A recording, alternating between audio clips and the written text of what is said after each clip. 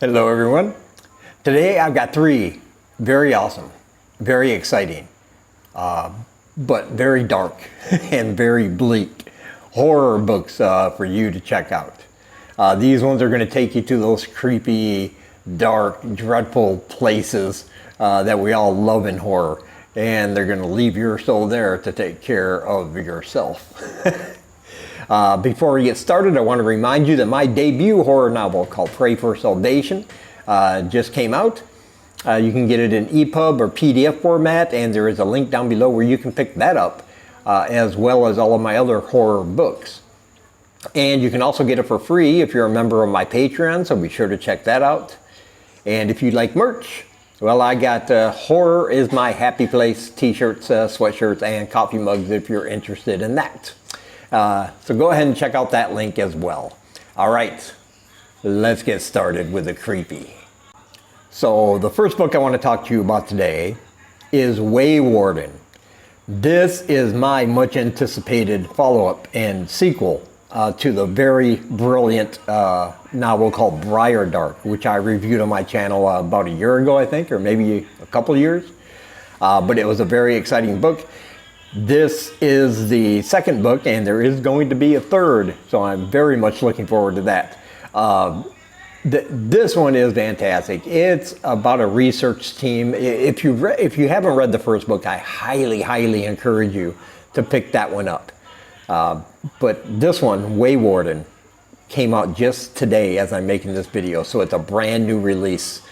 And in the first book, it's a team of researchers who went to investigate a glacier that's melting more than what it should be in an area in the Sierras that not very many people get the permission to go into, because you do need permission. And they finally got a grant, and they decided to go there and set up at an old research station where their kind of leader, I guess you can say, the professor who's explored this area before, he set it all up. But anyway, they're going to find some very evil, very terrifying things that happen there. And at the end of the first book, a few people died. They actually died. And at the end of that first book, there was this cliffhanger because they were all separated, trying to find their way out after the terrors they've experienced at this research station. Now, in the second book, this author takes this concept and where they left off, and she ratchets the terror and the dread and the gloom all the way up to 11, man. I mean, this one is such a banger. I can't even begin to tell you, because now we're getting all of these returning characters, and they're going to be on their own. And we're going to see how this place affects them, because in the middle of this vast forest, there's another forest which is unseen, which people can slip into. It's called the Dark.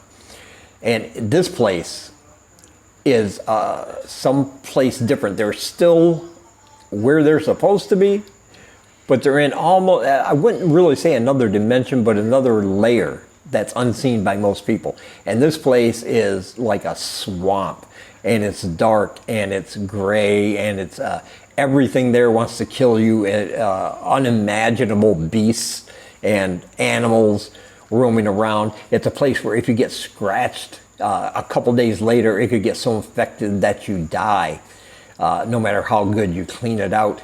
It's a place where time doesn't really mean anything, because people go into the Dark sometimes for a couple weeks, but when they come back to the real world, it could be months, years, or decades later, and their body has aged considerably when they come out. It's a very spooky, very grim place. And we're also going to find out this time that while they're trying to find a way out and perhaps find each other, as they got separated at the end of the first book, that now there's a cult that lives in the middle of this Dark place. People who want to be there. They say they worship something called the Mother, and the Mother is supposed to protect them from something called the shadow. And we see hints of that in the first book. And we're going to get some more explanation in this one. But neither the mother nor the shadow are actually benevolent beings at all. And yeah, you're going to have to read about what happens. But I absolutely love this book. It is terrifying. It really makes you think. You never know who's going to live and who's going to die, because even those that died in the first one, oh, you think they're done and over with? Not in the Briar Dark. They're going to be making appearances, but they're not quite the same as they were when we left them in the first book. Let's just put it that way. This one is exciting. I absolutely loved it. I highly, highly recommend it. And of course, there is a link down below where you can pick up your copy, and I think you should. And next we have Colossus with a Poisoned Tongue. Man, Coy Hall, he writes some excellent like historical fiction horror books. And this one reads like a historical horror novel, except it's not really set in the past. This one is set in the future, at an unknown point in the future. And it is a grim, bleak, desolate landscape that he's created, that he's very good at telling you about, so you feel it right in your bones, you know. And in this landscape, the rain can kill you because it comes down black as tar. And if you're out in it too long, it can absolutely kill you. The oceans are poisoned. So water is like a commodity. And everybody lives in these walled cities separate from one another. And they have eschewed technology and modern technology. They've kind of gotten rid of that, and now they're more in a almost old-fashioned, old-school society where they believe in things like gods. Each one having a different one in their separate encampments. Gods and soothsayers and alchemists and priests and magi's, and you know, they believe in all this. And in this case, these people all want power, the ultimate power, and they all dabble in the occult. And basically this book is going to be a battle between one man who rules a certain city and his thirst and obsession with obtaining the power of a god, and another one who was exiled from that city a year ago for something he did. And being exiled almost means people die because of how barren and desolate a place it is outside these cities. And a woman who's the mistress of the city, who's never left those walls, decides to go and find this exiled man because they were in love at one point, or so she thought. And it's a battle between the priest that runs the city, power hungry, power mad, and this other man who we're going to find. She's going to find him, but he has changed, and he has taken his occult training to another level. And more than being power hungry, he's more revenge hungry. He has a thirst for revenge about him being kicked out and what happened to him. And that's going to result in horrifying situations for the people left in that city. This is one of those books that just creeps right into you, man. The whole atmosphere and the way he writes about these cities and the powers, and like I said, it reads almost like historical fiction, but it's set in the future, if you can kind of imagine that in your mind. But it's beautifully written, very evocative. I absolutely love this one. It will stick with you. It's almost unforgettable once you read it. It's just fantastic. And I think the big lesson from this book is be careful what God you trust, because trusting the wrong one could get you killed. And that's a good lesson, I think, for anybody. But anyway, I loved it. I highly, highly recommend it. And there is a link down below where you can pick up your copy through Amazon. And next we have Empty Cargo. Listen, for all you vampire lovers out there, especially the old school, really terrifying, scary vampire lovers, you are going to be absolutely thrilled when you read this one. because we all know about Dracula. We all know about Renfield. This is the Renfield story, by the way. But this author manages to give us kind of an origin story that we've never heard of before. She adds something to the lore about Dracula and Renfield and their eventual meeting. And it takes place on the Demeter, that old ghost ship of legend and lore in the vampire world, you know. And in this one, he's just a rookie seaman, Renfield is.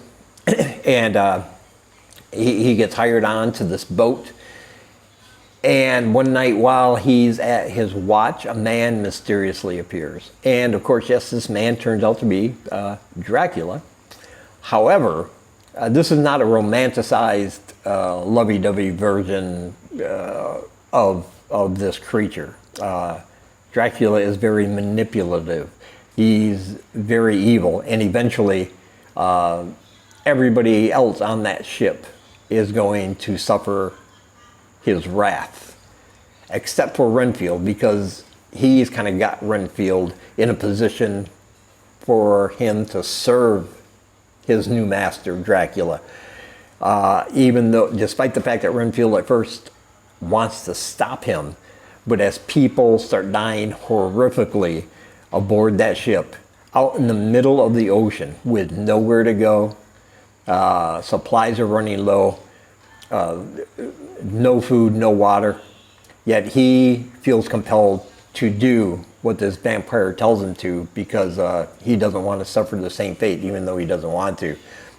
It's a very tense, very well written, like I said, kind of origin story about how he came face to face with this, vampire, and how they wound up connected, such as they are. But it's something you've never read before, I guarantee you that. And I absolutely love this book. I mean, because this Dracula is just so evil, and so manipulative, and he puts Renfield through hell, literally, to get him to where he wants to be on that ship, killing his shipmates over time in the most horrific ways, and not even caring about it. Like, there's no mercy in this vampire at all. And I think that's very compelling. When I read a vampire story, I want that old school fear of what vampires should be, and you're certainly going to get it with this one. Yeah, Empty Cargo is one of those books, especially if you love vampires. You do not want to miss this one. It might fly under the radar, but I'm telling you, it's something you want to read. And even if you're like me and don't necessarily seek out vampire stories, when one is told this good and this well, and it's written this well, it's definitely a treat to read. And I absolutely loved it. And of course, I highly, highly recommend it to you guys. And as always, there is a link down below where you can pick up your copy. And as always, I want to say thank you for taking some of your time and spending it here with me. And until we meet again, keep reading spooky, my friends.